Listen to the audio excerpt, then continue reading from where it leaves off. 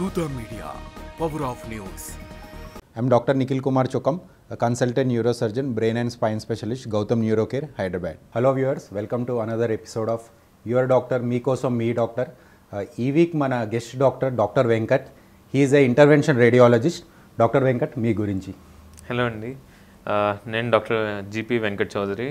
నేను currently consultant intervention రేడియాలజిస్ట్గా work చేస్తున్నాను యశోద సికింద్రాబాద్ హాస్పిటల్లో. సో డాక్టర్ వెంకట్, ఇప్పుడు మనం బ్లడ్ వామిటింగ్స్ అని అంటాం, అంటే ఈ నోట్లోకి వెళ్ళి రక్తం పడడం, ఈ కండిషన్స్లో మీ ఇంటర్వెన్షనల్ రేడియాలజీ రోల్ ఎలా ఉంది? సో దీంట్లో ఫస్ట్ మనం అర్థం చేసుకోవాల్సిందండి, రక్తం పడతాం నోటి నుంచి అంటే అది ఫస్ట్ లంగ్స్ నుంచి పడుతుందా లేదంటే కడుపు నుంచి పడుతుందా అనేది నిర్ధారణకు రావాలి. సో లంగ్స్ నుంచి పడుతుంది అంటే దాన్ని హిమోప్టైసిస్ అంటాము. కడుపులో నుంచి వస్తుంది అంటే కనుక దాన్ని హెమటెమిసిస్ అంటాము. సో ఈ రెండింటిని ఇది మెయిన్ డిఫరెన్సియేషన్.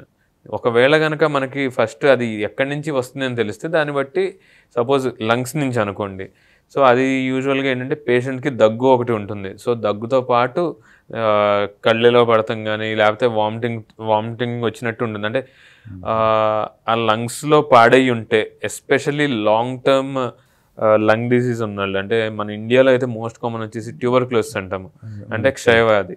ఈ డిసీజ్లో మోస్ట్ ఆఫ్ ద టైమ్స్ ఎప్పుడో వచ్చి ఉండొచ్చు పేషెంట్కి ట్యూబర్క్లోసిస్ అనేది, ఆ టీబీ అనేది. కానీ కొత్తగా అంటే ఒక 10-15 సంవత్సరాల కింద వచ్చిన డిసీజ్ కూడా ఇప్పుడు కొత్తగా హిమోప్టైసిస్ అనేది అవ్వచ్చు.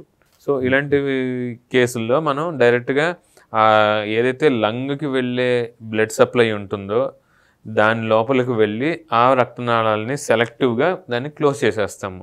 సో దట్ ఆ బ్లీడింగ్ అనేది అంటే ఏంటంటే స్టాప్ అయిపోతుంది.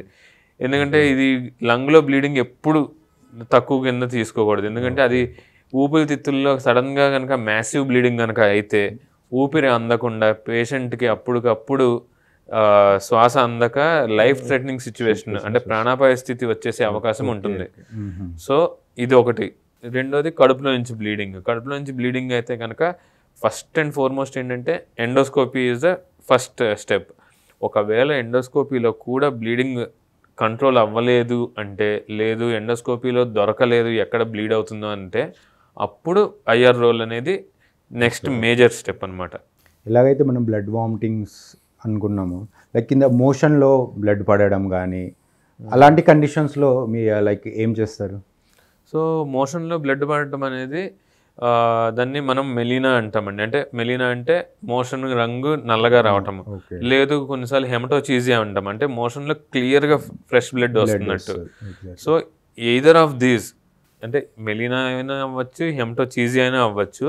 అది యూజువల్లీ మెలీనా అంటే చిన్న పేగులో కానీ కడుపులో కానీ ప్రాబ్లం ఉన్నప్పుడు మెలీనా అనేది వస్తుంది. అదే పెద్ద పేగులో ప్రాబ్లం ఉంటే మనకి హెమటోచీజియా అనేది చూస్తాం, అంటే ఫ్రెష్ బ్లడ్ వస్తుంది. సో ఇలాంటి వాటిలో కూడా అగైన్ ఆ కాజ్ ఏంటి అనేది తెలుసుకోవాలి. ఆ కాజ్ ఏంటి అని తెలుసుకుంటే మొదట సిటీ స్కాన్ చేయించుకోవాలి.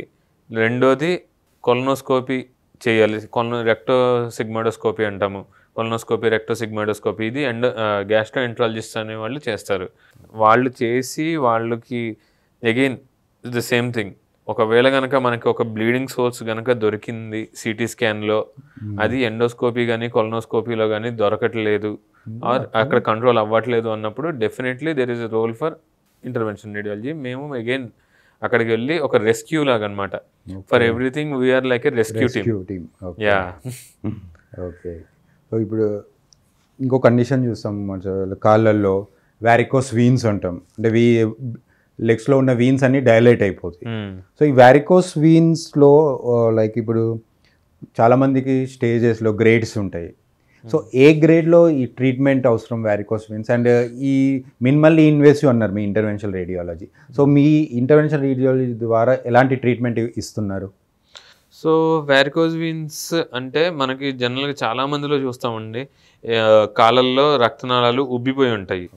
సో వాళ్ళల్లో మోస్ట్ ఆఫ్ ద టైమ్స్ ఇది ఎవరికి వస్తాయి అంటే ఎక్కువసేపు ప్రొలాంగ్డ్ స్టాండింగ్, అంటే ఎక్కువసేపు నిల్చుని ఉన్న వాళ్ళల్లో కానీ, లేకపోతే ఎక్కువ బరువులు పట్టుకుని నిలబడే వాళ్ళకి కానీ, లేకపోతే ఎక్కువసేపు కూర్చుని ఉన్న వీళ్ళల్లో లేకపోతే లాంగ్ డిస్టెన్స్ ట్రావెలింగ్ ఎక్కువ చేసిన ఇలాంటి వాళ్ళల్లో వ్యారికోజ్ వీన్స్ అనేది ఓవర్ టైం డెవలప్ అవుతాయి.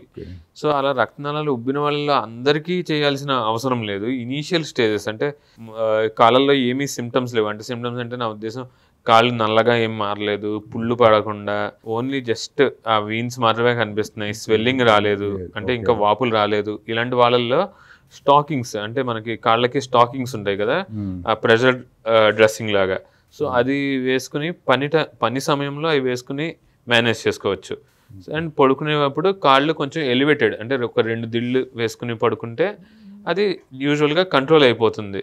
కానీ కొంతమందిలో ఎలా ఉంటుందంటే అది అంత చేసిన తర్వాత కూడా కాళ్ళల్లో నల్లగా మారటం, అంటే మనకి స్కిన్ చేంజెస్ అంటాము, ఈ స్కిన్ చేంజెస్ వచ్చినా, లేదు కాళ్ళలో మంటలు లాగా రావటం, పారాస్థీషియాస్ ఇలాంటివి వచ్చినా, లేదు స్వెల్లింగ్ వచ్చేసి తగ్గకుండా, అంటే నాన్ పిట్టింగ్ ఇడిమా అంటాము, అంటే స్వెల్లింగ్ వచ్చి తగ్గకుండా కాళ్ళలో పుళ్ళు పడతా నల్లగా అయిపోయి స్కిన్ చేంజెస్ వస్తే ఖచ్చితంగా it is a definite they have to undergo some kind of treatment అని. ఓకే.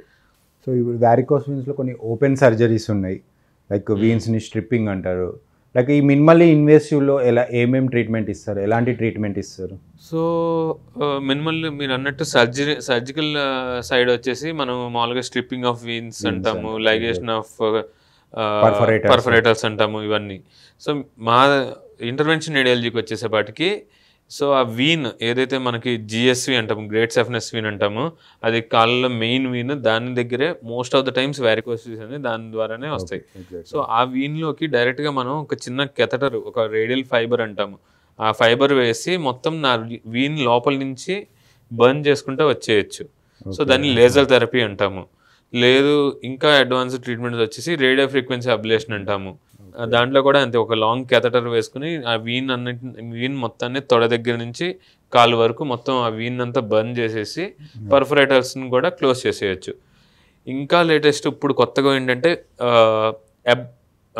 గ్లూ థెరపీస్ అంటాము. అంటే వినాసీల్ అనే ఒక డివైస్ ఉంటుందన్నమాట. దాంట్లో ఈ బర్నింగ్ దాని నుంచి వచ్చే కాంప్లికేషన్స్ కూడా ఉండకుండా డైరెక్ట్గా ఒక గ్లూ అనే ఒక మందు, అంటే మనకి జస్ట్ ఒక ఫెవిక్విక్ ఎలా అతుక్కుపోతుందో సేమ్ అలాగే ఈ వీన్లో మనం మొత్తం గ్లూ అనేది ఇంజెక్ట్ చేసుకుంటూ వచ్చేసి దాన్ని క్లోజ్ చేసేస్తాము. సో ఇది ఆల్మోస్ట్ పెయిన్లెస్ అండ్ బోత్, అంటే 2 కాళ్ళకి కలిపి ఒక ½ అవర్ టు 40 minutesలో ప్రొసీజర్ కూడా అయిపోతుంది. అండ్ పేషెంట్కి సిమ్టమాటిక్ రిలీఫ్ అనేది చాలా తొందరగా వస్తుంది. Hi viewers, please subscribe to Dootha media. For more updates, please subscribe Doota Media.